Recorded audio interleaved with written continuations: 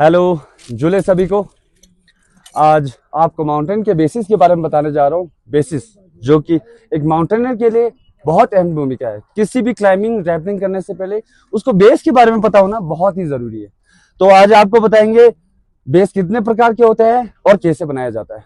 क्योंकि एक माउंटेनर होने के नाते बेस बनाने का आना चाहिए, क्योंकि एक क्लाइंबर को चढ़ने के बाद बेस बना के और क्लाइंबर टीम को भी ऊपर ले जाने की कार्रवाई को एक बेस बनाने की जरूरत पड़ती है। तो लेट्स तो एक काम करेंगे, तो बढ़िया से एक बेस बनाएंगे और लोगों तक पहुंचा देंगे। राइट। तो कैसे बनाते हैं मुझे पता है कि एक दिन में नहीं सीख पाएंगे, लेकिन कोशिश करना है कि डेली रूटीन प्रैक्टिस करने का। राइट। चलो लेट्स गो। बंद करो। रेडी। ठीक है, सबसे पहले हमने पैटर्न को चूज करना है, कितना पैटर्न इसको लगता है और उस हिसाब से हमने निकालना भी है। तो अभी हमने सबसे पहले लिया 3 पिटोन, हॉरिजॉन्टल पिटोन और ये 2 वर्टिकल पिटोन। आपको रॉक फेस पे कैसा रॉक मिलता है वो डिपेंड करता है कि आपने कौन सा पिटोन चूज करना है। यस। अभी आपकी सिखलाई के लिए मैं जमीन पे मतलब कि आपको बना के दिखाऊंगा कैसे बनता है। सबसे पहले पिटोन को रॉक फेस के दरार में गाड़े इस प्रकार से। अभी जमीन थोड़ा हल्का है तो पत्थरों में बहुत टाइट हो जाता है।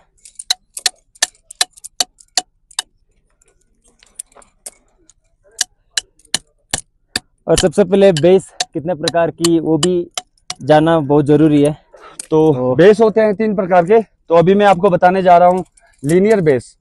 जब आपको रॉक फेस के ऊपर बड़ी दरार मिले, मतलब कि डायरेक्ट, तो आप मतलब उसके ऊपर कौन सा बेस बना सकते हैं? Linear base. और इसको आर्टिफिशियल बेस भी कहलाता है।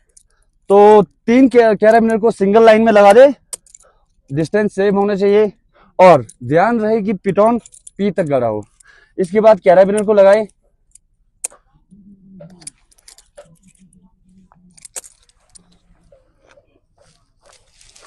और रोप की मदद से बेस बनाना शुरू करें।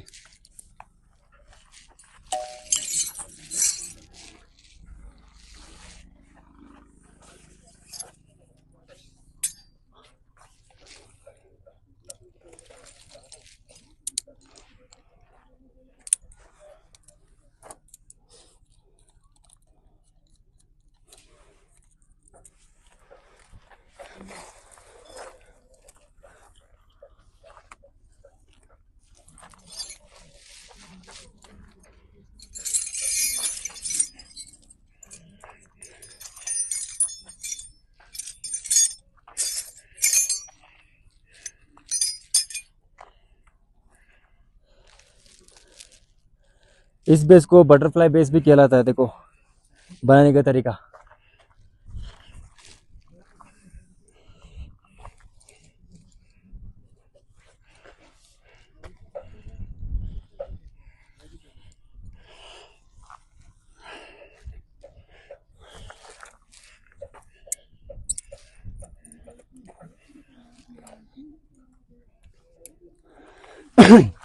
आइए देखिए, इस प्रकार से दिखाओ। लूज ले।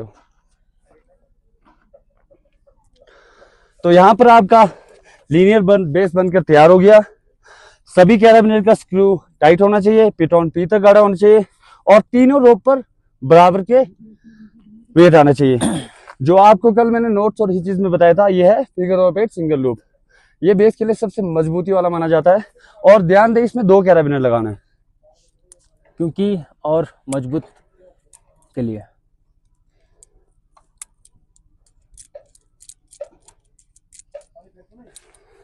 जब आप रैपलिंग कर रहे हो, इसी रोप से आप यहाँ पे एक और फिगर ऑफ 8 लगा के इसी रोप से रैपलिंग भी कर सकते हो।